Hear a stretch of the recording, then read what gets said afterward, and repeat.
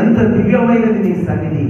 ఇది మేము ఎరిగి భయభక్తులతో నిన్ను సేవించి నీ ఆశీర్వాదం నుండి మా కుటుంబాలు నిత్యము ఆశీర్వదించబడినట్లు నీ కృప మాకు మెండుగా దయచేయమని, నీ వాక్కు మాకు బోధించమని, నీకే సమస్త మహిమ ఘనత ప్రభావాలు ఆరోపించుకుంటూ చేరి వచ్చిన నీ బిడ్డలందరినీ దర్శించుమని యేసు నామమున ప్రార్థిస్తున్నాము తండ్రి. ఆమేన్. ఆమేన్. ఈ సమయంలో పరిశుద్ధ గ్రంథమైన బైబిల్లో నుండి let it be Johnson, need not worry about it, let it be. ఈ సమయంలో పరిశుద్ధ గ్రంథమైన బైబిల్లో నుండి దేవుని వాక్యం మొదటి సమూయేలు 2వ సమూయేలు గ్రంథం 7వ అధ్యాయం 29వ వచనం మనం అందరం కలిసి చదువుకుందాం.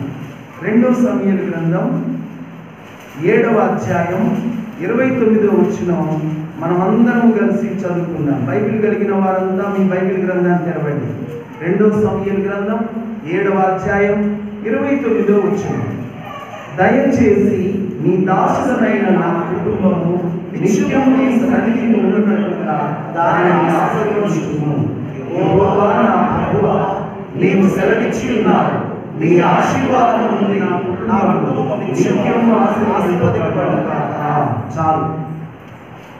ప్రత్యేకంగా దేవుని ఆశీర్వాదాలు పొందుటకు మనము చేయవలసిన 5 పనులు.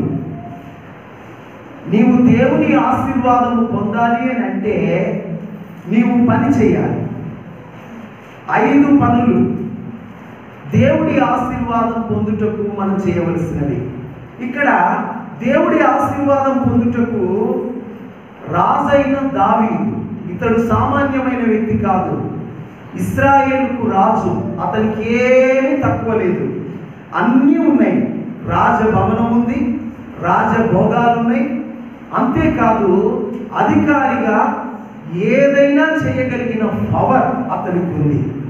అయినప్పటికీ దేవుడి మందిరంలోనికి వచ్చి అతడు దేవుడి దగ్గర ఒక మనవి చేసుకుంటున్నాడు. అన్నీ ఉన్నవాడు ఆ గొప్ప రాజు దేవుడి దగ్గరికి వచ్చి ఒక ప్రార్థన అడుగుతున్నాడు. ఏమని అడుగుతున్నాడంటే, అయ్యా దయచేసి నీ దాసుడమైన నా కుటుంబము నీ సన్నిధిని ఉండునట్లు దానిని ఆశీర్వదించు. ప్రతి ఉదయాన రాజుగారి దగ్గరికి చాలా మంది వస్తారు. రాజా దయచేసి నేను పేదవాడిని, నాకు సహాయం చేయమని ప్రతిరోజు రాజదర్శనానికి దావీదు దగ్గరికి చాలా మంది వస్తారు. అయితే రాజేమో దేవుడి దర్శనం కోరుకుంటాడు. ఇశ్రాయేలు రాజయ్యుండి అతడు దేవుడి దర్శనం దగ్గరికి పోయాడు. ఇతని దగ్గర చాలా మంది ప్రతిరోజు మొర పెట్టుకుంటారు, రాజా మాకు సహాయం చేయండి. కానీ మహారాజేమో దేవుడి మందిరంలోనికి పోయి, అయ్యా దయచేసి ప్లీజ్ ప్రభువా దయచేసి నీ దాసుని నా కుటుంబము నీ సన్నిధిని ఉండునట్లు దానిని ఆశీర్వదించు అంటున్నాడు. అంటే దేవుడి సన్నిధిలో తన కుటుంబము ఉండాలని దావీదు కోరుకుంటున్నాడు. ఎంత విలువైనదో దేవుని సన్నిధి. ఆ విలువైన దేవుని సన్నిధిలో తన కుటుంబము ఉండాలి అని దావీదు దేవుణ్ణి అడుగుతున్నాడు. కాబట్టి మనం కూడా అడగవలసింది ఇదే. అయితే దేవుని సన్నిధి ఏంటో, దాని విలువ ఏంటో మనకు తెలిస్తే మనం దాన్ని అడుగుతాం. దావీదుకు దేవుని సన్నిధి ఏంటో, దాని విలువ ఏంటో అతనికి తెలుసు. చూడండి, దేవుని సన్నిధి అంటే దేవుని యొక్క మందిరము. ఒక్క మాటలో దానికి రెఫరెన్స్గా చూడండి. మొదటి సమూయేలు గ్రంథం 1వ అధ్యాయము 10వ వచనం. మొదటి సమూయేలు గ్రంథము 1వ అధ్యాయము 10వ వచనము నేను చదువుతున్నాను. బహు దుఃఖాక్రాంతురాలై వచ్చి యెహోవా సన్నిధిని ప్రార్థన చేయుచు బహుగా ఏడ్చుచు. ఎవరిమే అన్న ఎక్కడికి వచ్చిందని రాయబడింది? దేవుని మందిరానికి వచ్చింది కదా. షిలోహులో ఉన్న దేవుని మందిరానికి వచ్చింది. దాన్ని షిలోహు ప్రార్థనా మందిరం అన్నారు. షిలోహులో దేవుని మందిరం. ఈ షిలోహు దేవుని మందిరంలోనికి వచ్చి ఆమె ఏం చేస్తుంది? బహు దుఃఖాక్రాంతురాలై వచ్చింది. ఆవిడ బాధ ఉంది కనుక ఆ బాధను బట్టి కాబట్టి ఆమె ప్రభు సన్నిధికి వచ్చింది. వచ్చి ఆమె ఏం చేస్తుంది? వాక్య ప్రకారము యెహోవా సన్నిధిని ప్రార్థన చేస్తూ బహుగా ఏడుస్తుంది. ప్రభువా, నా బాధను తీర్చగలిగిన వారు లోకాన ఎవ్వరు లేరు, నీ ఒక్కడవు తప్ప నా బాధను తీర్చగలిగిన వారు మరెవ్వరు లేరు అని దేవుడి సన్నిధిని ఆమె ఏడ్చి ప్రార్థన చేసింది.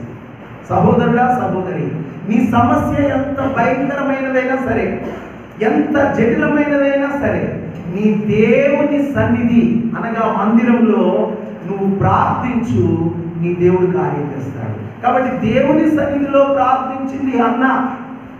ఆమె బహుమానం పొందింది. ఆమెకు సంతానం లేదు, ఆమెకు సంతానం ఇచ్చాడు, గొప్ప కుమారుడు ఇచ్చాడు. కాబట్టి దేవుని సన్నిధి అంటే దేవుడు ఉండే స్థలము. గాడ్స్ ప్రెజెన్స్ అన్నారు. గాడ్స్ ప్రెజెన్స్ అనగా దేవుడు ఉండే స్థలం. మన వివాహ పత్రికలు చూస్తాం.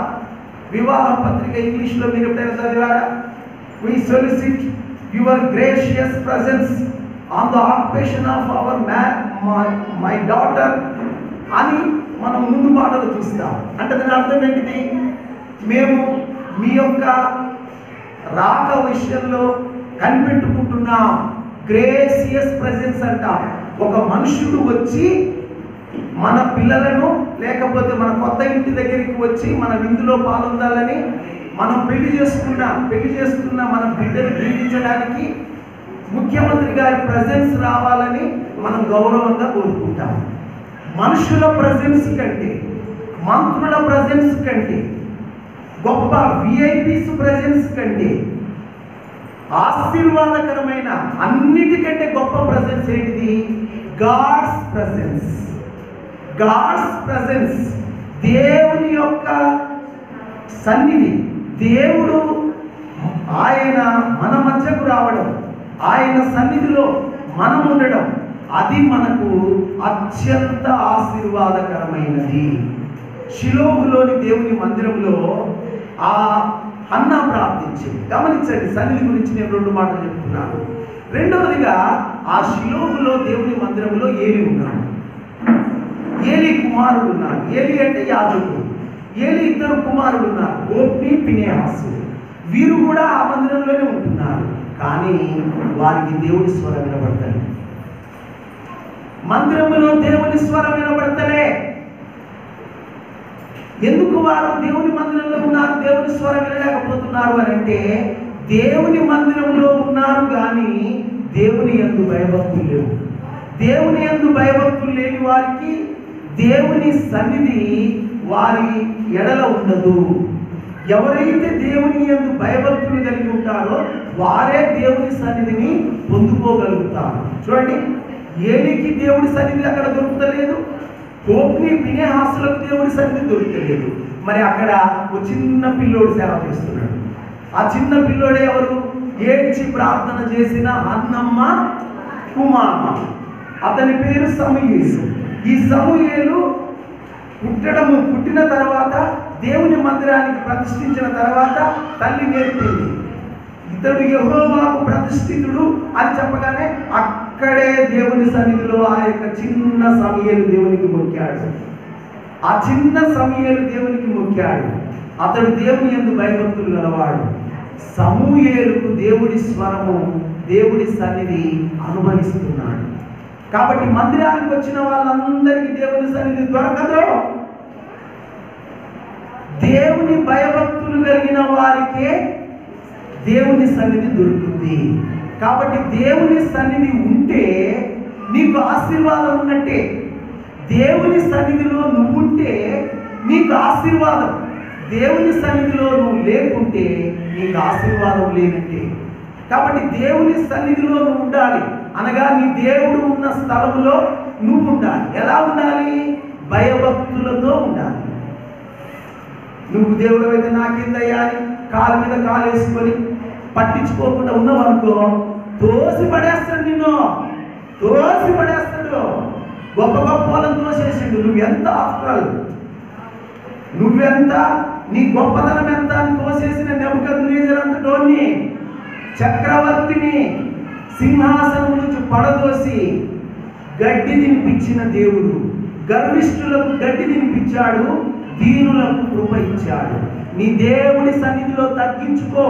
నిన్ను నీవు తగ్గించుకొని భయముతో, పరిశుద్ధతతో, చెడుతనమును విడిచి ప్రభు వైపు మనుకో. అప్పుడు నీకు దేవుని సన్నిధిలోన ఆశీర్వాదం పొందుకుంటావు. ఇలాంటి దేవుడి సన్నిధిని దావీదు ప్రేమించాడు. ఎంత ప్రేమించాడు అంటే దేవుడి సన్నిధిని, అసలు మందిరమును గురించిన మొట్టమొదటి కోరిక ఎవరిలో పుట్టింది? దావీదులో పుట్టింది. ఎందుకంటే దేవుడి సన్నిధి ఆ దినాలలో గుడారంలో మందసం ఉండేది. ఆ మందసంలో ఇశ్రాయేలు ప్రజల మధ్య దేవుని మందసం ఉండేది. ఆ మందసంలో ప్రభు ఆ సహవాసంగా అక్కడ ఉండేవాడు. ప్రభు వారి మధ్యన ఉండేవాడు. అయితే ఒకరోజు దావీదు ఆలోచించాడు. ఏమని ఆలోచించాడు? నేనేమో రాజభవనంలో ఉన్నాను, నా దేవుని మందసమేమో గుడారంలో ఉంది, సరిగా లేదు. నేను పైన ఉండడం ఏంటి, నా దేవుడు కింద ఉండడం ఏంటి? నా దేవుని నేను గణపరచాలి అని ఆశపడ్డాడు. ఆశపడి మందిరమును గురించి మొట్టమొదటి కోరిక దావీదులోనే పుట్టింది. కాబట్టి చాలా మంది మేలు పొందుతారు, మేలు చేసిన దేవుని మర్చిపోతారు. కానీ దావీదు అలాంటి వాడు కాదు. మేలు చేసిన దేవునికి మరొక కృతజ్ఞతాస్తుతులు చెల్లించేవాడు కనుక దావీదు కీర్తన ప్రపంచానికి ఒక గొప్ప పాఠం. ఏంటో తెలుసా? నా ప్రాణమా యెహోవాను సన్నిధించుము, నా ప్రాణమా యెహోవాను సన్నిధించుము, ఆయన చేసిన ఉపకారములలో దేనిని మరవకు. కాబట్టి దేవుడు చేసిన మేలు మరవకు, ఆయన ఉపకారాలు మరవకు. నువ్వు ఈరోజు ఆరోగ్యంగా ఉన్నావంటే ఆయన కృప. ఈరోజు ఇంత అన్నం తిని నెమ్మదిగా కూర్చున్నావంటే ఆయన కృప. ఈరోజు నీ జీవితంలో ఆరోగ్యంగా ఉన్నావంటే ఆయన కృప. ఎంతమంది ఉన్నారో చూసిరాపో హాస్పిటల్లో, ఎంతమంది ఉన్నారో చూసిరాపో ఆయా పరిస్థితులలో వేదనతో. నీకు తెలుసా ఎంతమంది ఈరోజు వేదనతో ఉన్నారు? నువ్వు నెమ్మదిగా ఉన్నావంటే దేవుడు నీకు కృప ఇచ్చాడు. అందును బట్టి ఆయనను మరొక దావీదు దేవుని సన్నిధిని కోరుకున్నాడు. కోరుకొని ఏమంటాడు తెలుసా? దావీదు, ప్రభువా నాకు ఒక వరం కావాలయ్యా అంటాడు. నాకు ఒక వరం కావాలయ్యా అంటాడు. ఏంటి ఆ వరము? చూడండి 27వ కీర్తన 4వ వచనం. 27వ కీర్తన 4వ వచనం. యెహోవా యొద్ద ఒక్క వరం అడిగితే దానిని నేను వెదకుచున్నాను. యెహోవా ప్రసన్నతను చూచుటకు, ఆయన ఆలయములో ధ్యానించుటకు నా జీవితకాలం నేను యెహోవా మందిరములో నివసింపబోచున్నాను. చూడండి, మహారాజు గారు దేవుడి దగ్గర వరం కోరుకుంటున్నాడు. ఒక్క వరం ఇవ్వయ్యా చాలు, ఒక్కటి చాలు, ఒక్కటి చాలు. ఏంటో తెలుసా? నా జీవితకాలం అంతా నీ మందిరంలో గడపాలి, నా జీవితకాలం అంతా నీ సన్నిధిలో ఉండాలి. నాకు తెలుసు నన్ను హెచ్చించింది నీ సన్నిధే, నన్ను ఈ స్థానానికి తీసుకొచ్చింది నీవే, నాకు ఈ స్థితి ఇచ్చింది నీవే. నీ సన్నిధి వలననే నేను ఈ స్థితిలో ఉన్నాను. కాబట్టి ప్రభువా నీ సన్నిధి, నీ మందిరం నాకు కావాలి. ఇంకా దావీదు హృదయం ఎలాంటి తెలుసా? యెహోవా మందిరమునకు వెళుదామని జనులు నాతో అనినప్పుడు నేను సంతోషించి తిని. చూడండి, దావీదుకు దేవుని మందిరం పేరు చెప్పగానే సంతోషము పెళ్ళుబికి వచ్చేస్తుంది. దేవుని మందిరం పేరు చెప్పడమే ఆలస్యం. అతని హృదయంలో ఏం స్టార్ట్ అయింది? సంతోషం స్టార్ట్ అయింది. అది ఆశీర్వాదానికి అతని జీవితంలో అదే కారణం. దేవుని మందిరం పేరు చెప్తే నీకేం స్టార్ట్ అవుతుంది? ఈరోజు పని ఉంది కదా, ఈరోజు పరీక్ష ఉంది కదా, ఈరోజు అత్యంత ముఖ్యమైనది ఉంది కదా. అవును, నీకు దేవుని కంటే ఇంకా ఏదో ముఖ్యమైనది ఉంది, నీకు దేవుని కంటే ఇంకా ఏదో గొప్పది ఉంది. అందును బట్టే నీ జీవితంలో దేవుని యొక్క ఆశీర్వాదాన్ని పొందుకోలేకపోవడానికి కారణం అదే. దావీదు మహారాజు అయింది కూడా దేవుని సన్నిధి, దేవుని మందిరాన్ని ప్రేమించాడు. దేవుని మందిరాన్ని ప్రేమించు. యెరూషలేమును ప్రేమించువారు వర్ధిల్లుతారు. యెరూషలేము అనగా దేవుని మందిరం. యెరూషలేమా నిన్ను ప్రేమించువారు వర్ధిల్లుదురు. దేవుని మందిరాన్ని ప్రేమించు, నీ జీవితంలో వర్ధిల్లుతావు. కాబట్టి ఆశీర్వాదం ఎక్కడ ఉంది అని అంటే దేవుని సన్నిధిలోనే ఉంది. ఆశీర్వాదం ఎక్కడుంది? అమ్మా నిద్రపోవద్దు సిస్టర్. ఆశీర్వాదం దేవుని మందిరంలోనే ఉంది, నిద్రపోతలేదు. ఆశీర్వాదం దేవుని సన్నిధిలోనే ఆశీర్వాదం ఉంది.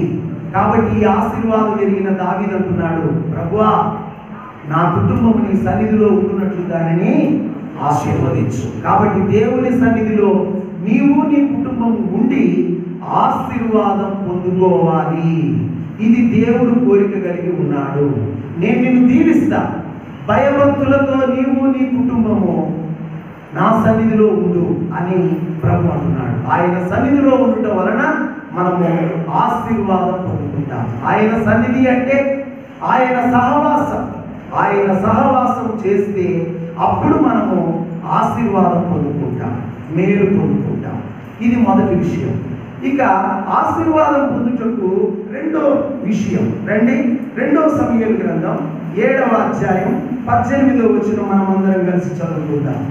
2వ సమూయేలు గ్రంథం 7వ అధ్యాయం 18వ వచనం మనం అందరం కలిసి చదువుకుందాం. దావీదు రాజు లోపల ప్రవేశించి యెహోవా సన్నిధిని కూర్చుని ఇలా చేసేది. చాలా చూడండి, దావీదు రాజు లోపల ప్రవేశించి యెహోవా మందిరం సన్నిధిలో కూర్చుండి. చూడండి, సాధారణంగా రాజుగారు ఎక్కడ పోయినా కూడా అతనికి ఒక ప్రత్యేకత ఉంటుంది. చూడండి, మంత్రి గారు ఇప్పుడు మన మధ్యకు వచ్చారనుకోండి, ఎట్లా ఉంటుంది? మంత్రి గారికి ఒక ప్రత్యేకత ఇస్తాం, ఆయనకు ఒక కుర్చీ ప్రత్యేకిస్తాం, ఆయనను ఒక ప్రత్యేకంగా చూస్తాం. ఎందుకంటే ఆయనకున్న అధికారాన్ని బట్టి. మరి రాజు ఇతడు, ఇశ్రాయేలు రాజు ఇతడు మాత్రము చక్కగా వచ్చాడు, యెహోవా మందిరం లోపలికి వచ్చాడు. అక్కడ కూర్చేయండి, ఎక్కడ కూర్చుందట? యెహోవా సన్నిధిని కూర్చుంది. కాబట్టి అతడు మహారాజు, చాలా గొప్పవాడు. కానీ దేవుడి సన్నిధిలో ఏం చేసినాడు? కూర్చున్నాడు. నీ గొప్పతనమును గూర్చి నువ్వు అనుకోవద్దు. నీ దేవుడి దగ్గర నీ గొప్పతనాన్ని పక్కకు పెట్టు. నువ్వు ఎంత గొప్పవాడమైనా సరే నీ దేవుడి దగ్గర నీ గొప్పతనాన్ని పక్కకు పెట్టి ఏం చేయాలి? ఆయన సన్నిధిని కూర్చుండాలి. ఆయన సన్నిధిని కూర్చుండాలి. నేను రాజును కదా, నేను కింద కూర్చోవడం ఏంటి? అవును, నువ్వు రాజువైనా కూడా నీ దేవుడి దగ్గర ఆశీర్వాదం పొందాలి అని అంటే నువ్వు ఎక్కడ కూర్చోవాలి? కిందనే కూర్చోవాలి. గొప్పతనానికి తావులేదు అక్కడ. తన గొప్పతనాన్ని బట్టి కాదు, దేవుడి దగ్గర తగ్గించుకొని ఆయన పాద సన్నిధిని కూర్చున్నాడు దావీదు. కాబట్టి నీ జీవితంలో కూడా ఆశీర్వాదము పొందాలి నీ కుటుంబం, నీవు అంటే దేవుడి సన్నిధిని కూర్చోవాలి. ఏం చేయాలి చెప్పండి? దేవుని సన్నిధిని కూర్చోవాలి. దేవుని మందిరంలో వెళ్ళి కూర్చున్నాడు, ఒక్కడే కూర్చున్నాడు, ప్రార్థన చేస్తున్నాడు.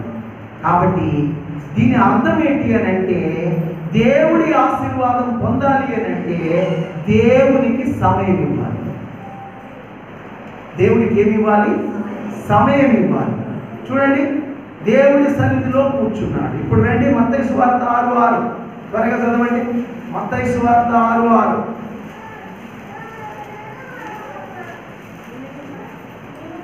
నువ్వు ప్రార్థన చేయనప్పుడు నీ గదిలోనికి వెళ్ళి తలుపు వేసి రహస్యమందు చూచు నీ తండ్రికి ప్రార్థన చేయుము. గమనించండి, నీవు ప్రార్థన చేయనప్పుడు ఎక్కడికి పోమంటున్నాడు? గదిలోనికి వెళ్ళమన్నాడు. గదిలోనికి వెళ్ళిన తర్వాత మళ్ళీ ఏం చేయమన్నాడు? తలుపు వేసి, ఎవరికి కనపడదు, తలుపు వేసి రహస్యమందు చూచు నీ తండ్రికి ప్రార్థన చేయు. కాబట్టి చాలా మందికి బహిరంగ ప్రార్థనలు బలం వస్తాయి, కానీ ఏకాంత ప్రార్థనలు అయితే అసలే రావు. ఏకాంతంగా నువ్వొక్కడవే, నువ్వొక్కదానివే నీ దేవుని సన్నిధిలో కూర్చుండు. తలుపు వేసి ఏకాంతంగా నీ దేవుని ప్రార్థన చేయడం నేర్చుకో.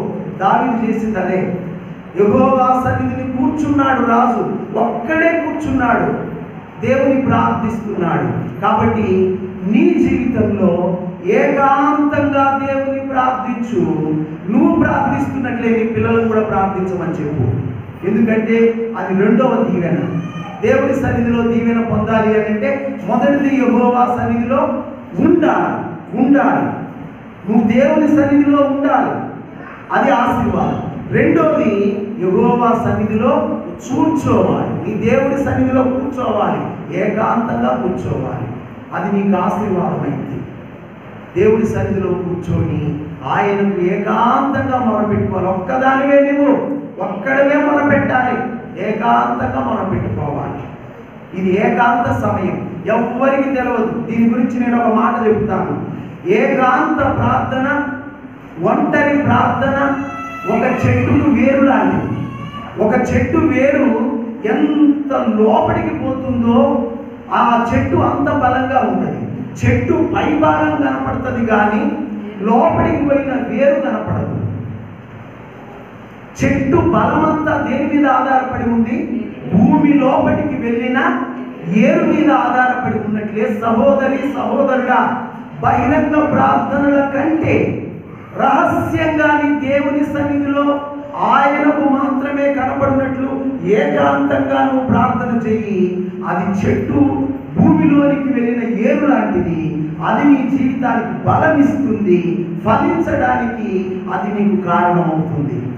కాబట్టి ఆశీర్వాదం పొందాలి అని అంటే ఏకాంతంగా నీ దేవుని సన్నిధిలో కూర్చోవడం అలవాటు చేసుకో. రెండవదిగా మరి దేవుడి సన్నిధిలో కూర్చోవడము అన్న మాటను బట్టి మరొక మాట కూడా మనం చూసుకుందాం రండి. దేవుడి సన్నిధిలో కూర్చుంట, దీని విషయంలో కీర్తనకారుడైన దావీదు 55వ కీర్తన 17వ వచనంలో ఏం సెలవిస్తున్నాడో చూద్దాం. కీర్తన 55:17. సాయంకాలమున ఉదయమున మధ్యాహ్నం నేను మొరపెట్టుకుంటున్నాను, ఆయన ప్రార్థన ఆలకించు. గమనించండి పిల్లారా, దావీదు మహారాజు సాయంకాలమున, ఉదయమున, మధ్యాహ్నం. దీన్ని ఆర్డర్లో పెడతాం. ఆర్డర్లో పెడితే ఉదయము, మధ్యాహ్నము, సాయంకాలం 3 పూటల నేను ప్రార్థిస్తా, వాక్యం ధ్యానిస్తా, నా దేవుడు నా ప్రార్థన వింటాడంటున్నాడు దావీదు. ఇది ఆశీర్వాదానికి మూలం. దేవుడు నన్ను దీవించాలి, దేవుడు నన్ను దీవించాలి, దీవిస్తాడు. దావీదుకున్నది ఆ ప్రార్థన, ఏకాంత జీవితం ఉన్నది. మరి విశేషంగా 3 పర్యాయాలు కూడా దేవుని ప్రార్థిస్తున్నాడు. చూడండి, మనం ఎన్ని పూటలు తింటామండి? ఉదయం బ్రేక్ఫాస్ట్, మధ్యాహ్నం లంచ్, రాత్రి సప్పర్. 3 పూటల భోజనం ఉంది. కానీ 3 పూటల ప్రార్థన ఉందా? శరీరాన్ని బాగా నేర్పుతున్నావు, దీన్ని బాగా బలవ చేస్తున్నావు, కానీ ఆత్మీయ జీవితంలో నువ్వు బలహీనుడవైపోతున్నావు. అసలు ఆశీర్వాదము ఆ ప్రభు సన్నిధిలోనే ఉంది. కాబట్టి ముమ్మారు ప్రార్థించిన దావీదు దేవుని ఆశీర్వాదం పొందుకున్నాడు. కూర్చున్నాడు 3 సార్లు దేవుని సన్నిధిలో కూర్చున్నాడు. రాజుగారికి పనులు లేవంటారా? మనకంటే ఎక్కువ పనులు ఉన్నాయి, కానీ అతడు దేవునికి ఇవ్వాల్సిన ప్రాధాన్యత ఇచ్చాడు. ఆ ప్రాధాన్యత ఇచ్చుటను బట్టే అతడు, అతని కుటుంబము దీవించబడ్డది. తర్వాత మన జీవితంలో అన్నిటికీ సమయం ఉంటుంది, కానీ దేవుడి దగ్గర కూర్చోవడానికి సమయం ఉంటుంది. 3వ మాటను చెప్తున్నాను, అన్నిటికీ సమయం ఉంటుంది, కానీ దేవుడి సన్నిధిలో ప్రార్థన చేసుకోవడానికి దేవుడు మనకు సమయం ఉండదు. అది లేకపోవడం వల్లనే మనము ఆశీర్వదించబడలేకపోతున్నాం. రెండొకసారి లూకా సువార్త 10వ అధ్యాయం 39వ వచనం. లూకా సువార్త 10వ అధ్యాయం 39వ వచనం. ఆమెకు మరియా అని ఒక సహోదరి ఉండేది. ఆమె యేసు పాదముల యొద్ద కూర్చుండి ఆయన బోధ వినుచుండేది. చూడండి, యేసు ప్రభు వారికి ఇంట్లో చేర్చుకునేవారు మార్తమ్మ. రండి ప్రభు రండి అని ఇంట్లో చేర్చుకున్నారు. ఇంట్లోకి చేర్చుకొని ఇంట్లో యేసు ప్రభు కూర్చేసింది. సంతోషం కూర్చేసింది, కథ పోయింది. నిన్ను ఎవరైనా ఇంట్లోకి రండి రండి అని పిలిచి ఇంట్లో ముసబెట్టి నీ దగ్గర ఎవ్వరు లేకుండా పోయిరు అనుకో, నీ ఫీలింగ్ ఎట్టుందో చెప్పు. నా ఫీలింగ్ ఎట్టుంటుందో నేను చెప్తాను. అసలు ఇంటికి ఎందుకు వస్తున్నా బాబు? నన్ను ఇంట్లో కూర్చుండబెట్టారు, ఒక్కరు నా దగ్గర లేకుండా పోయారు. అని నేను చూసి ఆ ఇంట్లో నుంచి బయటికి వెళ్ళిపోతాను. ఎందుకు? ఇంట్లోకి పిలిచిన వ్యక్తితో మాట్లాడాలి కదా. ఇంట్లోకి తీసుకొచ్చింది, చేసింది, కూర్చోబెట్టింది. ఇక నా పని అయిపోయిందని పోయింది. ఇంకా అంతవరకే ఆమె పని. ఇంకొక ఆమె ఉంది. ఆమె ఎవరట? మరియా యేసు పాదముల యొద్ద కూర్చుండి ఆయన బోధ వింటున్నది. ఇక్కడ నాకు ప్రభు ఒక చిన్న విషయం బయటపరిచాడు. ఆ విషయం మీద చెప్పనా? మరియమ్మకు యేసు పాదముల యొద్ద కూర్చుండేదే పని. మార్తమ్మకైతే యేసు పాదాల దగ్గర కూర్చుండే పని లేదు. ఎందుకో తెలుసా? ఆమె చాలా పనులు ఉన్నాయి. ఆమె పనులు చాలా ఉన్నాయి, కానీ అసలైన పని లేదు. మార్తమ్మ అనేక పనుల మీద పడ్డది. ఏం చేయాలి ప్రభువా? ఈ పని చేయాలి, ఆ పని చేయాలి. నాకు ఉంది ప్రభువా, నీ పాదాల దగ్గర కూర్చోవాలి ఉంది ప్రభువా, కానీ ఈ పని పడ్డది, ఆ పని పడ్డది, ఏం చేయాలి ప్రభువా? ఇదే. కానీ మార్తమ్మ ఏమంటుంది తెలుసు? మరియమ్మ ఏమంటుంది తెలుసా? నాకు ఒక్కటే పని, నాకు శ్రేష్టమైన పని ఒక్కటే, నా ప్రభు పాదాల దగ్గర కూర్చుండడమే నా పని. మార్తమ్మ దగ్గరికి పోతుంటది, నాకు సమయం లేదు. యేసు ప్రభు పాదాల దగ్గర కూర్చునే సమయం నాకు లేదు. పైపెచ్చి ఇంకేం చేస్తుంది తెలుసా? ఆమె కూర్చుంది కదా, నేను పని చేస్తున్నా కదా, ఆమె చేసేది సరైనది కాదు, నేను చేసేదే సరైనది. ప్రభువా, ఆమె కూడా నీ దగ్గర కూర్చోకుండా నా దగ్గరికి పంపి అంటుంది. ఆమె కూడా నీ దగ్గర కూర్చోకుండా నా దగ్గరికి పంపి అంటుంది. ప్రభు గద్దించాడు, మార్తా, నీకు అన్ని పనులకు సమయం ఉంది కానీ నా దగ్గర కూర్చోవడానికే సమయం లేదు. అన్ని పనులకు నీ జీవితంలో సమయం ఉంది కానీ నా పాదాల దగ్గర కూర్చొని నా మాటలు వినడానికి నీకేం లేదు, సమయం లేదు. కాబట్టి అవసరమైంది ఒకటే, ఉత్తమమైంది ఒకటే. మరియ ఏర్పరచుకున్నది the best. Mary chooses the best part. Mary మంచిదాన్ని ఎంచుకున్నది. కాబట్టి ఏంటిదో తెలుసా? యేసు పాదముల యొద్ద కూర్చుండి ఆయన బోధ వినడం. ఇది మనకు ఆశీర్వాదం. మీకుందా? కాబట్టి ఆశీర్వాదం పొందాలంటే ఆయన పాదాల దగ్గర కూర్చుండి ఆయన బోధ వినాలి. అనుదినము ఆ ప్రభు పాదాల దగ్గర కూర్చోవాలి. అది నీకు రెండవ ఆశీర్వాదం. మూడవ ఆశీర్వాదం ఏంటంటే దేవుని సన్నిధిలో నిలవాలి. రండి రాజు దేవుని వాక్యము నిర్గమకాండం 34 మొదటి 2 వచనాలు. నిర్గమకాండం 34 మొదటి 2 వచనాలు మనమందరం చదువుకుందాం. ఈ వాక్యం కూడా జస్ట్ వెయిట్, అందరం కలిసి చదువుకుందాం. నిర్గమకాండం 34 అధ్యాయం మొదటి 2 వచనాలు అందరం కలిసి చదువుకుందాం. మరియు యెహోవా మోషేతో, మొదటి పలకల వంటి 12 రాతి పలకలను చెక్కుము. నువ్వు పగలగొట్టిన మొదటి పలకల మీద ఉన్న వాక్యములను నేను ఈ పలకల మీద వ్రాసేదను. ఉదయమున నీవు సిద్ధపడి ఉదయమున సీనాయి కొండ ఎక్కి అక్కడ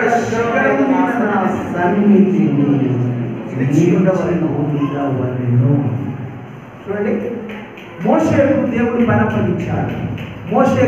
పని అప్పగించాడు. మోషేకు ముందే అప్పచెప్పాడు. ఆ రాతి పలకలు ముందునే వచ్చినాయా? దేవుడు రాతి పలకలు ఇచ్చాడు. ఇంతకుముందు 40 దినాలు దేవుడి సన్నిధిలో గడిపితే దేవుడే రాతి పలకలు ఆయనే తయారు చేశాడు. ఆయన ఇచ్చిన పలకలు మరి ఆయన ఎలా చేశాడు ఆయనకే తెలుసు. ఆ దేవుడికి 10 ఆజ్ఞలు రాశాడు. ఒక పలక మీద 5 ఆజ్ఞలు, మరొక పలక మీద 5 ఆజ్ఞలు. ఈ ఆజ్ఞలు కావాలంటే ఒకసారి వెనక్కి చూడండి. వెనక్కి చూస్తే మన దగ్గర ఆజ్ఞలు ఉంటాయి. తర్వాత మీరు పాట పాడండి, దేవుని ఆజ్ఞలు గైకొని నీడల నీవు బ్రతికేదవు. 10 ఆజ్ఞలు అందులో ఉన్నాయి. కాబట్టి 10 ఆజ్ఞల రాతి పలకలు దేవుడే మోషేకి ఇచ్చాడు. 40 దినాలు దేవుని సన్నిధిలో గడిపితే వచ్చేటప్పుడు మళ్ళీ ఏం చేసినాడు? కోపంతో ఇశ్రాయేలు ప్రజలు చెడిపోయినారని ఆ 2 రాతి పలకలు పగలగొట్టాడు. మళ్ళీ ఇశ్రాయేలు ప్రజలు బాగయ్యారు. మళ్ళీ ఆజ్ఞలు కావాలంటే దేవుడు ఏమంటున్నాడు తెలుసా? ఇంతకుముందు నేను ఆల్రెడీ పలకలు నా అంతటా నేనే తయారు చేసి నీకు రాసిస్తే నువ్వు పగలబెట్టావు. ఇప్పుడు 2 పలకలు నువ్వే చెప్పుకో. ఇంతకుముందు నువ్వు పగలబెట్టావు, ఇప్పుడు నువ్వు పగలబెట్టిన రాతి పలకల వంటి 2 రాతి పలకలు చెప్పుకొని ఈ ప్రజలకు నువ్వు ఏ పని చెప్పాలో నేను చెప్తా. నువ్వు ఉదయాన్నే లేచి సీనాయి పర్వత శిఖరం మీద నా సన్నిధిని నిలువుము అని చెప్తున్నాడు. ఎందుకు నిలువమని చెప్పాడు? నీకు పని ఇవ్వబోతున్నాను. దేవుడి సన్నిధిని నిలవము అని ఎందుకు చెప్తున్నాడంటే, దేవుడి సన్నిధిలో ఆయన పని కొరకు నిలవాలి. ఆయన నీకు పని అప్పగిస్తాడు. ఆయన పని నీకు అప్పగించేంత వరకు ఆయన సన్నిధిలో ఏం చేయాలి? నిలవాలి. కాబట్టి దేవుడి సన్నిధిలో నిలుచుట వలన ఆశీర్వదించబడతావు. దేవుని సన్నిధిలో నువ్వు నిలవాలి. ప్రభువా నేనేం పని చేయాలి? చూడండి, సాధారణంగా సైనికుడు ఏం చేస్తాడు? నిలబడతాడు. రాజుగారు పిలుస్తాడు, ఎవరక్కడా అంటాడు. నిద్రపోయినట్టు ఉంటాడా? చిత్తం ప్రభు అంటాడు. ఆయన నిద్రపోలేవాడు. సైనికుడు ఎంత చక్కగా ఉంటాడు కదండి, ఈట పట్టుకుంటాడు, చక్కగా నిలబడుతుంటాడు, అటు ఇటు కూడా కదలదు. ఏం నిద్రపోయినాడేమో అనుకుంటాం. కాదు కాదు, నిలబడి ఉన్నాడు అతడు. రాజుగారు పని చెప్పడమే ఆలస్యం. ఎవరక్కడ అనగానే చిత్తం ప్రభు అంటాడు. అట్లా నువ్వు దేవుడి సన్నిధిలో పని కొరకు నిలబడాలి. ఎవరి పని కొరకు? దేవుడు నీకు ఇచ్చే పని కొరకు నువ్వు నిలబడాలి. అననీయ ప్రార్థనలో ఉన్నాడు, దేవుడు మాట్లాడుతున్నాడు. అననీయ అనగానే అననీయ అన్నాడు, చిత్తం ప్రభు నేను ఇక్కడ ఉన్నాను, ఎల్లును. ఇప్పుడు తార్సు వాడైన పౌలు తిన్నని నిలబడిన వీధిలో ప్రార్థన చేస్తున్నాడు, నువ్వు అక్కడికి పో. చూడండి, దేవుడి సన్నిధిలో నిలబడ్డ వాళ్ళకు దేవుడు పని అప్పచెప్తాడు. దేవుడి సన్నిధిలో నిలబడ్డ వాళ్ళకు పని చేయాలనుకున్న వాళ్ళకు పని అప్పచెప్తాడు. కాబట్టి దేవుడి సన్నిధిలో నువ్వు నిలబడుతున్నావా? నిలబడితే దేవుడు నీకు పని అప్పగిస్తాడు. నువ్వు దేవుని పని చేస్తే నీకు ఆశీర్వాదం. కాబట్టి దేవుడి సన్నిధిలో నిలబడడం అంటే దేవుని పని చేయడం. ఇప్పుడు దేవుడి సన్నిధిలో నిలబడ్డాడు, దేవుడు అతనికి పని అప్పగించాడు. ఆ రాతి పలకల మీద మళ్ళీ రాసి మోషేకి ఇచ్చాడు. ఆ రాతి పలకలు దేవుడిచ్చిన పని. ఆ పనిని తీసుకున్నాడు, ఇప్పుడు ముందుకు పోతున్నాడు. అంటే పని ఎక్కడి నుండి తీసుకోవాలి? దేవుడి దగ్గర నుండి తీసుకోవాలి. పని దేవుడి దగ్గర నుండి తీసుకోవాలి. దేవుడి దగ్గర నుండి నీకు పని రావాలంటే ఏం చేయాలి? దేవుడి సన్నిధిలో నిలబడాలి. చూడండి, మందిరంలో నువ్వు నిలబడ్డావనుకో దేవుడు నీకు పని అప్పచెప్తాడు. మందిరం ఎప్పుడైపోద్దిరా నాయన అని కొంతమంది ఎట్లుంటారంటే, ఇంతవరకు మా బుర్రలు తిన్నావు నాయన, నేను త్వరగా బయటపడాలి అన్నట్టు కొంతమంది ఉంటారు. అటువంటి వాళ్ళకు దేవుడు పని అప్పగించాడు. దేవుని మందిరంలో నిలిచి ఉండు వారికి పని అప్పగిస్తాడు, పనిస్తాడు. నువ్వు నిలిచి ఉన్నావా? దేవుని పని నీకు అప్పగిస్తాడు. నువ్వు నిలకడ లేకపోతే నీకు పని ఆడిస్తాడు. చూడండి, ఉద్యోగానికి పోయినావు, ఇంటర్వ్యూకి పోయినావు, గమనించు, ఇంటర్వ్యూకి పోయినోడు నిలబడాలన్నా? ఇంటర్వ్యూ అయ్యేంత వరకు నేను నిలబడ్డ అస్సలు రాలేదు, నువ్వు పోతున్నావు, నీ బతకంతా చెప్పో. ఈడ నిలబడతావు, ఈడ ఉద్యోగం రాదు, ఆడ నిలబడతావు, ఆడ ఉద్యోగం రాదు. ఎందుకు? నిలబడితే సరిపోదు. నిన్ను ఇంటర్వ్యూ చేసే వ్యక్తి వచ్చి నీకు ఉద్యోగం నియమించి, నిన్ను ప్రశ్నలు అడిగి నీకు ఉద్యోగం నియమించే వరకు వాడు నిలబడాలి. జరసేపు వాడు నిలబడితే ఉరికింది. ఎన్ని ఇంటర్వ్యూలు చూస్తావు నాయన? ఎక్కడ నిలబడని వాడా? నువ్వు యాడ పని చేయి. ఎందుకో తెలుసా? ముందు నువ్వు దేవుని సన్నిధిలో నిలబడితే దేవుడు నీకు ఏమప్పగిస్తాడు? పని అప్పగిస్తాడు. ఆ పని ఏదో తీసుకొని పని చేయి, అది నీకు ఆశీర్వాదం. దేవుని సన్నిధిలో నిలబడడం అంటే దేవుని సన్నిధిలో పని చేయడం. కాబట్టి దేవుని నుండి పని పొందుకోవాలి. పొందుకున్న తర్వాత ఏం చేయాలి? ఇప్పుడు దేవుని పని చేయాలి. దేవుని నుండి పని తీసుకోవాలి. రెండోది, దేవుడు అప్పచెప్పిన పని చేయాలి. అది కూడా దేవుని సన్నిధిలోనే నిలిచి చేయాలి. సుమా రండి, మొదటి రాజులు 17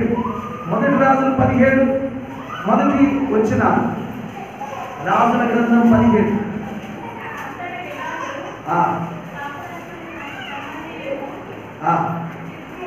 తిర్షీయుడైన ఏలియా అహబునొద్దకు వచ్చి, ఎవరి సన్నిధిని నేను నిలబడి ఉన్నానో ఆ ఇశ్రాయేలు దేవుడైన యెహోవా జీవంతుడు నా మాట ప్రకారం కాక ఈ దినములలో ఈ సంవత్సరములలో మంచైనను వర్షమైనను పడదని ప్రకటించెను.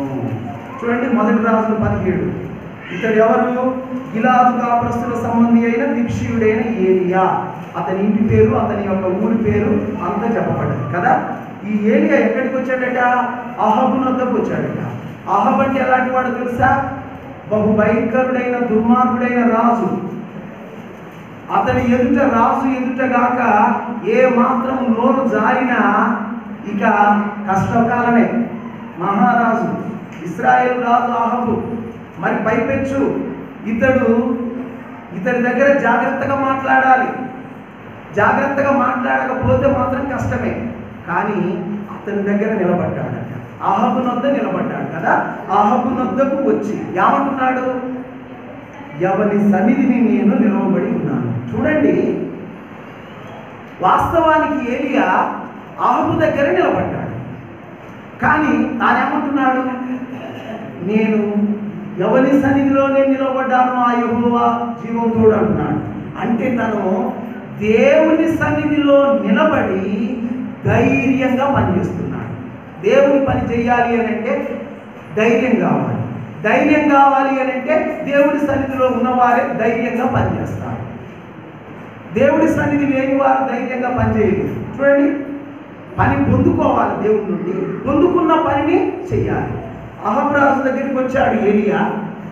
అహాబు రాజుకు మాటలు చెప్పమన్నాడు. ఏ మాటలు చెప్పమన్నాడు? నువ్వు దుర్మార్గం చేస్తున్నావు, దుష్టక్రియలు చేస్తున్నావు, నీ రాజ్యంలో యెహోవాను నువ్వు అనుసరించలేదు కనుక జాగ్రత్త.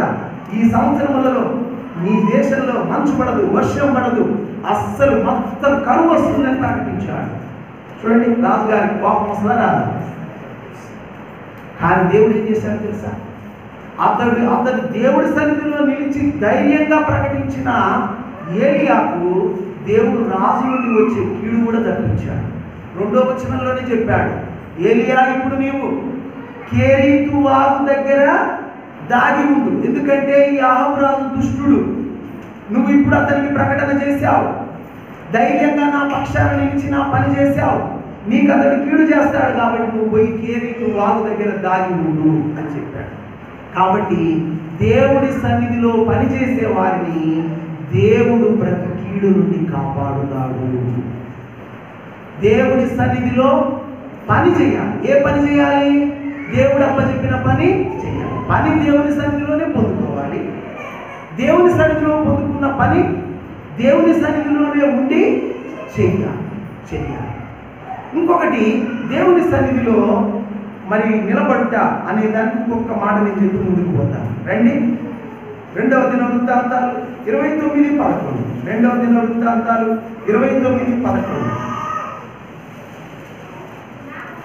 నా కుమారులారా, తనకు పరిచారకులైండి ధూపం వేయుచుటకును, తన సన్నిధిని నిలుచుటకును, తనకు పరిచర్య చేయుటకును యెహోవా మిమ్మును ఏర్పరచుకొనెను గనక మీరు అశ్రద్ధ చేయకుడి. ఇక్కడ మనకు సంబంధించిన వర్డ్ ఉంది. ఆ వర్డ్ గమనించండి. తన సన్నిధిని నిలుచుటకును ఉందా లేదా? తన సన్నిధిని నిలుచుటకును. దేవుడు మిమ్మల్ని ఏర్పరచుకున్నాడు. ఇక్కడ దేవుడు మాట్లాడుతున్నాడు, దైవస్వరం మాట్లాడుతుంది. నా కుమారులారా, నా కుమార్తెలారా, నా బిడ్డలారా, దేవుడు అంటున్నాడు తనకు పరిచారకులై ఉండి. ఏం చేయాలట? పరిచారకులు. ఒక చిన్న అర్థం ఉంది, గమనించండి. పరిచారము అంటేనేమో పని చేయడం, పరిచర్య అంటేనేమో వాక్యపరంగా చేయడం. చూడండి, పరిచారము వేరు, పరిచర్య వేరు. పరిచారము అంటేనేమో పని చేయడం అన్నమాట. ప్రభువారు కూడా పరిచర్య చెప్పలేదు, పరిచారము చేయుటకే నేను వచ్చినాను అన్నాడు. పరిచర్య చేశాడు. మళ్ళీ ఆయన గొప్ప పరిచర్య ఉంది, పరిచారం. చూడండి, నూను కుమారుడైన యెహోషువ మోషేకు పరిచారకుడు అని రాయబడింది. మరి పరిచర్య చేసేవాడు ఎవరు? మోషే పరిచర్య చేసేవాడైతే నూను కుమారుడైన యెహోషువ ఎలాంటి వాడు? కాబట్టి పరిచారము వేరు, పరిచర్యలు. ఇక్కడ దేవుడు నా కుమారులారా మిమ్మల్ని ఎందుకు ఏర్పరచుకున్నాడు? దేవుడు తనకు పరిచారం చేయడానికి ఏర్పరచుకున్నాడు. తనకు పని చేయడానికి దేవుడు మిమ్మల్ని ఏర్పరచుకున్నాడు. మీరు దేవుని పని చేయండి, దేవుని పని చేయండి. పరిచారకులై ఉండి ఏం చేయాలంట? ధూపం వేయుటకును, చూడండి ఇంకా, తన సన్నిధిని నిలుచుటకును, ధూపం వేయుటకు తన సన్నిధిని నిలుచుటకును, ఇంకా పరిచర్య చేయుటకును యెహోవా మిమ్ములను ఏర్పరచుకున్నాడు. ఈ మాటలో కొంచెం నన్ను ముందుకు పోనీయండి, గమనించండి. చూడండి, ధూపం వేయాలి. ధూపం వేయడం అంటే ఏంటి? ప్రార్థన. దేవుడి సన్నిధిలో మీరు ప్రార్థన చేయాలి. దాని కొరకు మిమ్మల్ని ఏర్పరచుకున్నాడు. పరిచారం చేయడానికి మిమ్మల్ని ఏర్పరచుకున్నాడు. ప్రార్థన చేయడానికి ఏర్పరచుకున్నాడు. అంతేకాదు, ఆయన సన్నిధిలో నిలిచి పరిచర్య కూడా చేయాలి. పరిచర్య అంటే ఏంది? దేవుని యొక్క సెలవిచ్చిన మాటలు కూడా మీరు చెప్పాలి. ఎప్పుడు సాధోకు బ్రదరే చెప్పడం కాదు. ఎట్లా రావాలి అని అంటే, సాధోకు బ్రదర్ లాంటి వాళ్ళు అనేకులు తయారు కావాలి. ఇంకా తేటగా చెప్పే వాళ్ళు రావాలి. ఇంకా సూటిగా వాక్యము దగ్గరికి తీసుకుపోయే వాళ్ళు లేవాలి. ఎప్పుడు వన్ మ్యాన్ షో కాదు. దేవుడి సన్నిధిలో మళ్ళీ దేవుడి వాక్యం చెప్పే వాళ్ళు రావాలి అని అంటే, ఈయన ఎట్లా చెప్తున్నాడు, ఈయన సీక్వెన్స్ ఎట్లా ఉంది, ఈయన లైన్ ఎట్లా ఉంది, ఎట్లా వస్తున్నాడు గమనించాలి. కొంతమంది అసలు కింద కూర్చుంటారు, ఏం చేస్తుందో ఏమో. ఆ సేవకుడు ఎట్టబోతున్నాడు లైన్, నేను అదే గమనించేదండి. నేను ఏ బైబిల్ కాలేజీలో చదువుకోలే. నేను ఆ సీక్వెన్స్ దేవుడు నాకు బయలుపరిచాడు, గమనింపక చేశాడు. మొట్టమొదట యెహోవా సన్నిధిలో ఉండాలి, ఉండి దీవించబడాలని చెప్పాడు. రెండోది యెహోవా సన్నిధిలో కూర్చుండాలన్నాడు. అరే కలిసింది కదా, అక్కడ ఉండాలన్నాడు, ఇక్కడ కూర్చోవాలన్నాడు. మళ్ళీ మూడోది ఏం తీసుకొచ్చినాడు? యెహోవా సన్నిధిలో నిలవాలి.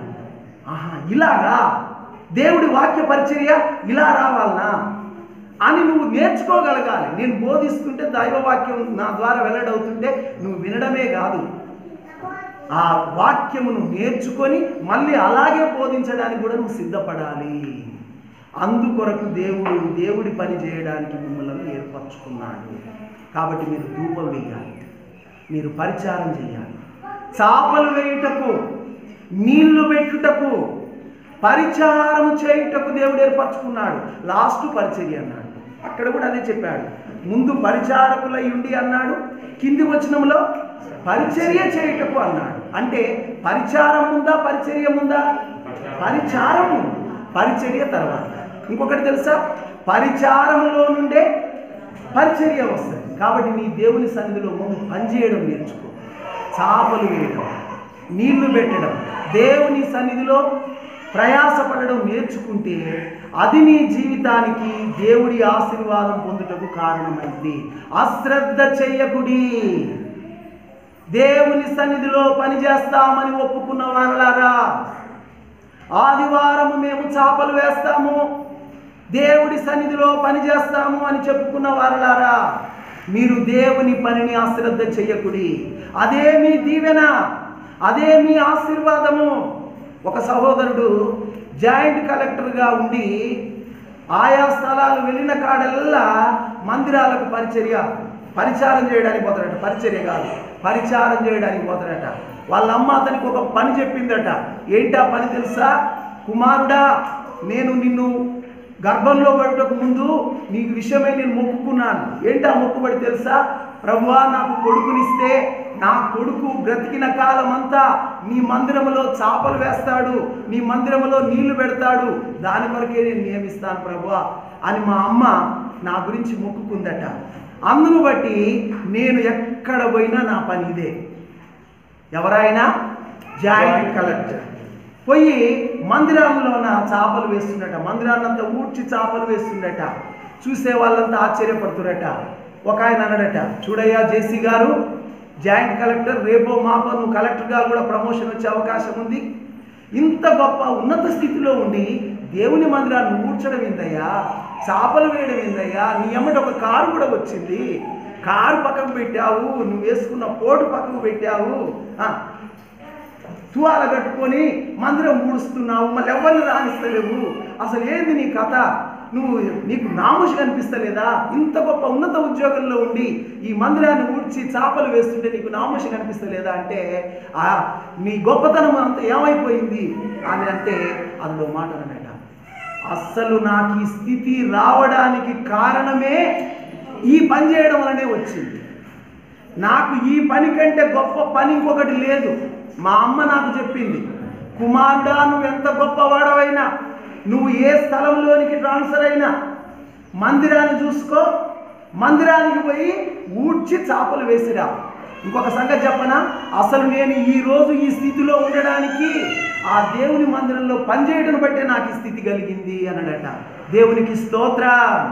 నీ జీవితంలో గుర్తుంచుకో, దేవుని పని చేస్తే నామూషి కాదు, దేవుని పని చేస్తే నీకు ఆశీర్వాదం. అతడు అంటున్నాడు, నేను ఇవాళ జాయింట్ కలెక్టర్ని కావడానికి కారణం ఏంటో తెలుసా? నా దేవుని మందిరంలో నేను పని చేయబట్టే. ముందు నువ్వు పరిచారం చేయి, దాని కొరకు నువ్వు నిలబడు, అది నీకు ఆశీర్వాదం పొందుకుంటావు. 4వ విషయం నేను చెప్తున్నాను, చూడండి, రండి దేవుడి వాక్యం. దేవుని సన్నిధిలో ఇప్పుడు నడవాలి. 4 రండి, ఆదికాండం 17వ అధ్యాయం మొదటి వచనాలు. ఆదికాండం 17వ అధ్యాయం మొదటి వచనాలు. అబ్రహాము 99 ఏళ్ల వాడైనప్పుడు యెహోవా సన్నిధిని యెహోవా అతనికి ప్రత్యక్షమై, నేను సర్వశక్తిగల దేవుడను, నా సన్నిధిలో నడుచుచు నిందారహితుడవై ఉండుము. గమనించండి, ఇక్కడ దేవుని వాక్యాన్ని బట్టి అబ్రహాముకి ఎన్ని సంవత్సరాలట? 99 ఏళ్ల వాడట. వయసులో పైబడ్డోడా లేకపోతే యవనస్తుడు అందామా? పైబడ్డోడు. బలవంతుడా బలహీనుడా? బలహీనుడు. కానీ దేవుడు ఏమంటున్నాడు తెలుసా? నేను సర్వశక్తి గల దేవుణ్ణి, నువ్వు బలహీనుడమేమో కానీ నేను బలవంతుని, భయపడబా.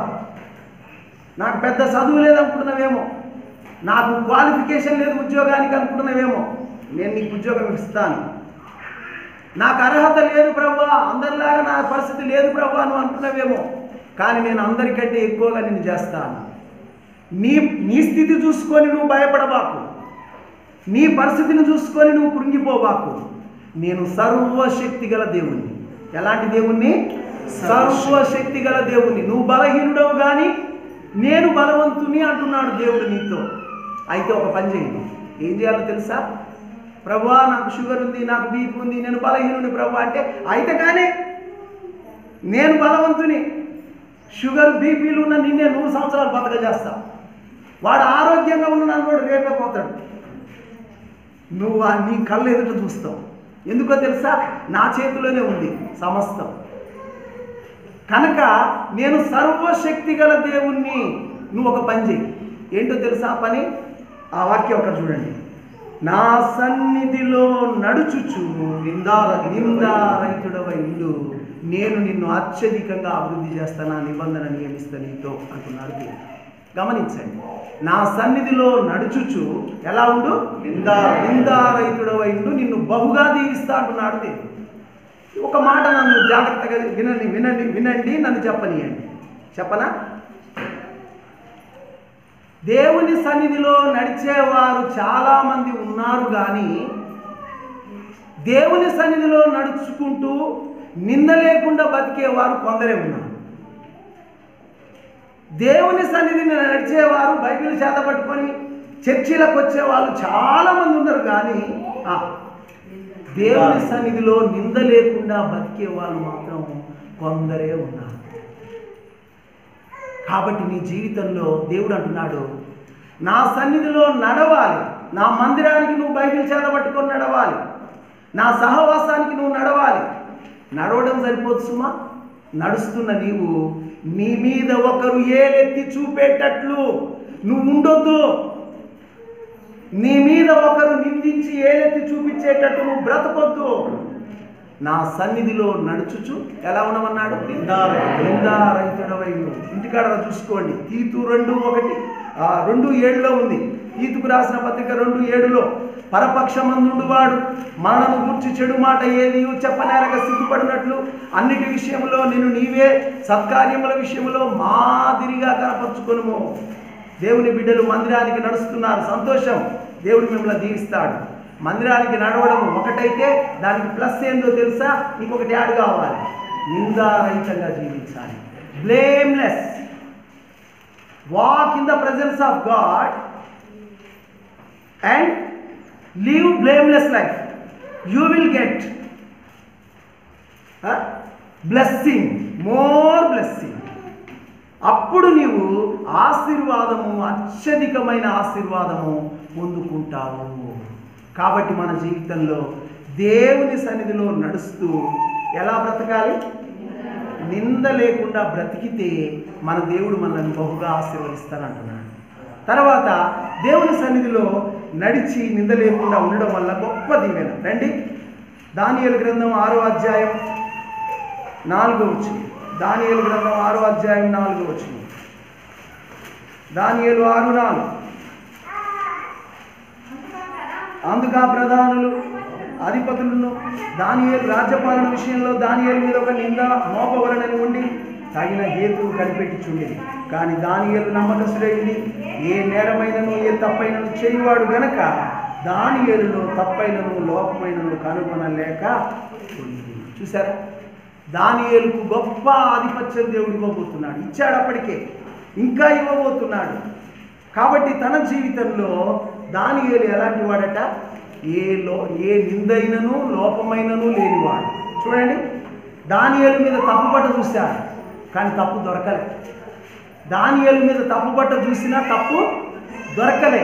అందువల్లనే అతన్ని దేవుడు బహుగా దీవించాడు. బబులోను సామ్రాజ్యంలోను కోరేషు పాలనలోను తాను వర్ధిల్లాడు. ఎంత వర్ధిల్లాడంటే దేవునిలో యోగ్యుడిగా బ్రతికాడు, గొప్ప స్థానం పొందాడు. మరి మన జీవితంలో ఎందుకు గొప్ప స్థానం రావట్లేదు? దేవుని మందిరానికి వస్తున్నాం కానీ దేవునికి తగినట్లుగా జీవించుట లేదు. First deserve then desire. First deserve then desire. మొట్టమొదట అర్హత పొందు, తర్వాత ఆశపడు. అర్హత లేకుండా ఆశపడితే నీ జీవితంలో పొందుకోలేవు. అర్హత ఏంటో తెలుసా? నీ దేవుని యందు నింద లేకుండా బ్రతకడమే నీ అర్హత. పరిశుద్ధంగా ఉండు, పరిశుద్ధంగా జీవించు. దేవుని నమ్ముకున్నానంటే సరిపోదు, పరిశుద్ధంగా జీవించు. నీ శరీరం మాలిన్యం అంటకుండా, నీ మీద ఒకడు ఏలెత్తి చూపెట్టకుండా, నీ మీద తప్పు చూపించకుండా నింద లేకుండా బ్రతుకు. అప్పుడు నీ జీవితంలో నిన్ను బహుగా దేవుడు ఆశీర్వదిస్తానంటున్నాడు. మూడవ మాట, నా సన్నిధిలో నడుచుచు అన్నదానికి మరొక మాట చూద్దాం. రండి, ఆదికాండం 5:22.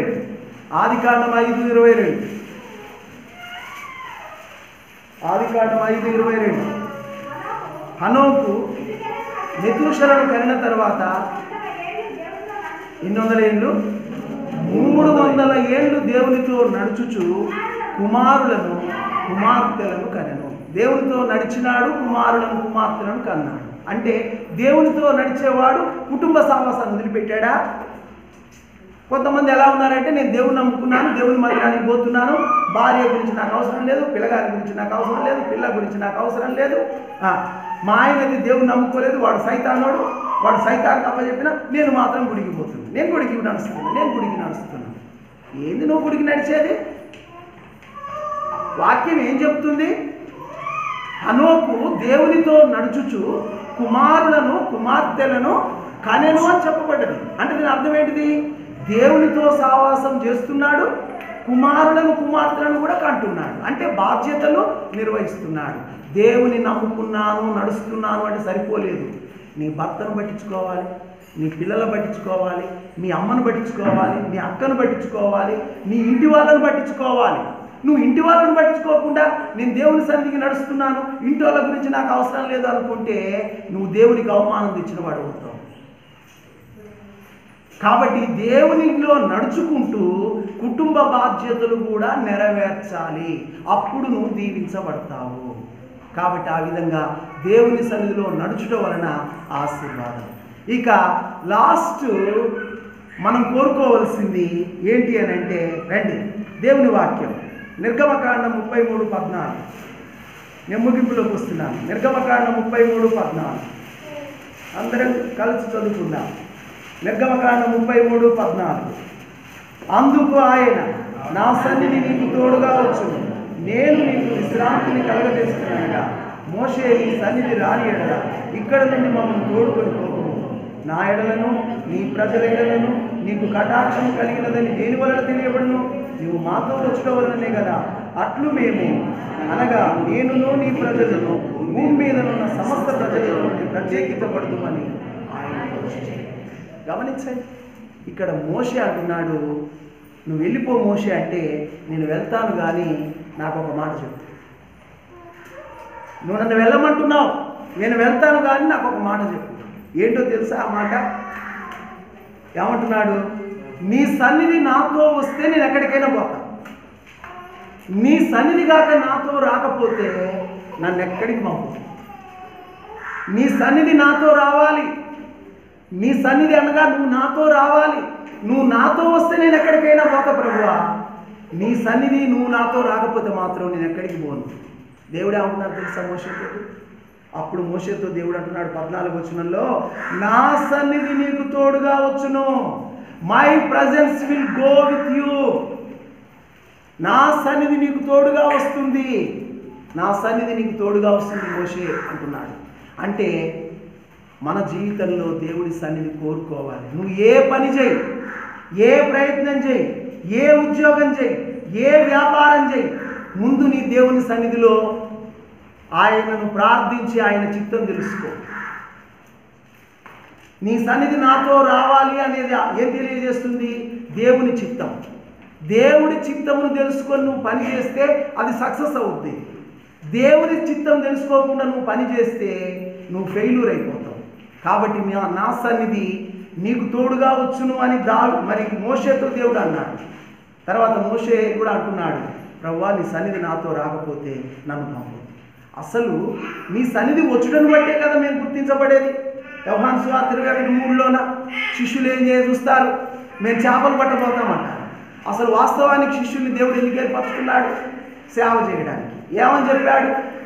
నేను మిమ్మల్ని మనుషులను బట్టు జాలర్లుగా చేస్తానంటాడు. కానీ వాళ్ళు ఏమంటున్నారు? ప్రభువా ఇంతకాలం మేము మీతో ఉన్నాను, పునరుత్థానంలో తిరిగి లేచావు, మళ్ళీ నువ్వు పరలోకానికి పోతావు అని తెలుస్తుంది, ఇక మళ్ళీ ఇంతకుముందు మేము చేసిన పని ఏదో మళ్ళీ అదే పని చూసుకుంటాం ప్రభు అంటున్నారు. కానీ ప్రభు వారు చిత్తం తెలుసుకోకుండానే చేపలు పట్టబోయారు. దొరికిందా చేప? రాత్రంతా ప్రయాసపడ్డారు. దేవుడి సన్నిధి లేకుండానే పోయారు.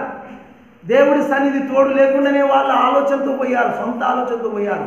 ఒక్క చేపల బల్లె ఆఖరికి మళ్ళీ తెల్లారేసరికి దేవుడు వచ్చాడు, ప్రభు వచ్చి నిలిచాడు. పిల్లలారా భోజనానికి చేస్తే ఏమైందా? నా ఆలోచన లేకుండా మీరు ముందుకు వచ్చారు, మేము ఏదో సాధిస్తామని వచ్చారు. మీకేమైనా సాధించారా? ఏం లేదు ప్రభు, ఏం లేదు ప్రభు. ఇప్పుడు నేను వచ్చాను. ధోని కుడి ప్రక్కన వల వేయండి, మీకు దొరుకుతుంది. రాత్రంతా వలలేసి అలసిపోయినాం ప్రభా, ఇప్పుడు వచ్చా నేను. రాత్రంతా మీరు వలలేసినారు కానీ రాత్రి నేను లేను, మీతో నేను లేను. అందువల్ల నేను లేకుండా మీరు ఎంత పని చేసినా వ్యర్థమే. ఇప్పుడు నేను వచ్చాను. రాత్రే కాక నేను మీతో ఉంటే ఇప్పటికి చేపలు పట్టుకొని మార్కెట్లో అమ్ముకునేవాళ్ళు. కానీ మీకు రాత్రి చేపలు ఎందుకు పడలేదో తెలుసా?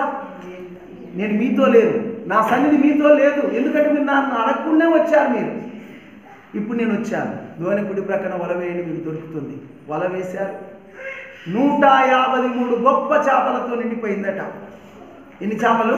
153 గొప్ప చేపలు. మీకు అసలు చేపల జాతులు తెలుసా?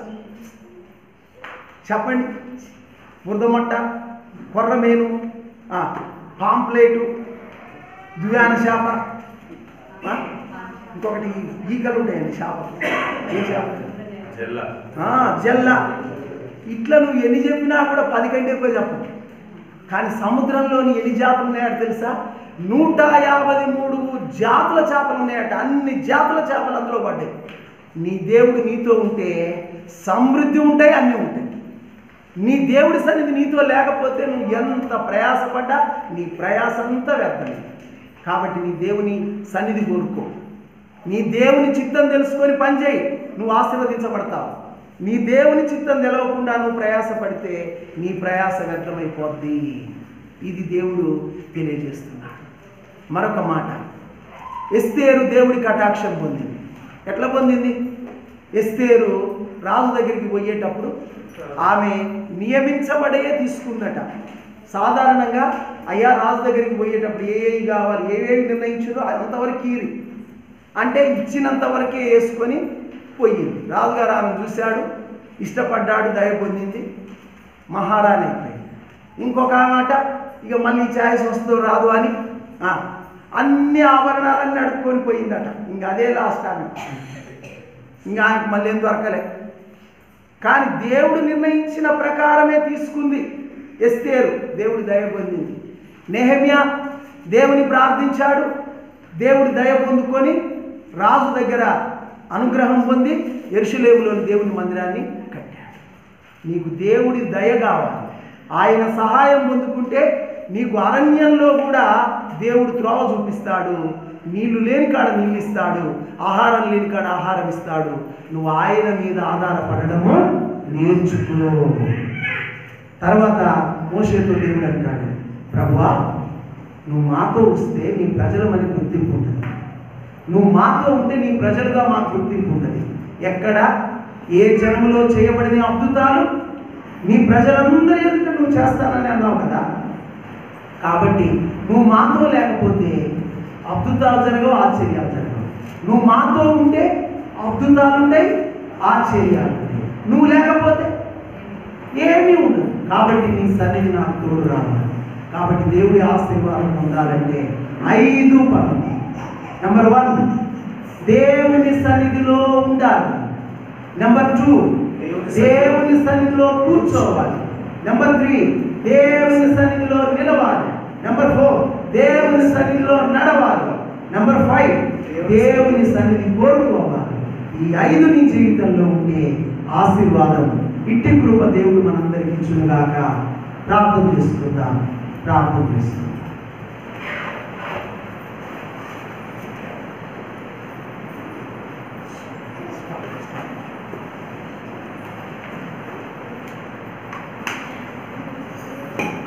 మనుషులు దాన్ని రక్షించుకోవాలి. అలా చేసి ఆరోగ్యం తిని ఆ పాత్రలను త్రాగవలను. ప్రభు శరీరం అని వివేచింపద తిని త్రాగువారు తనకు శిక్ష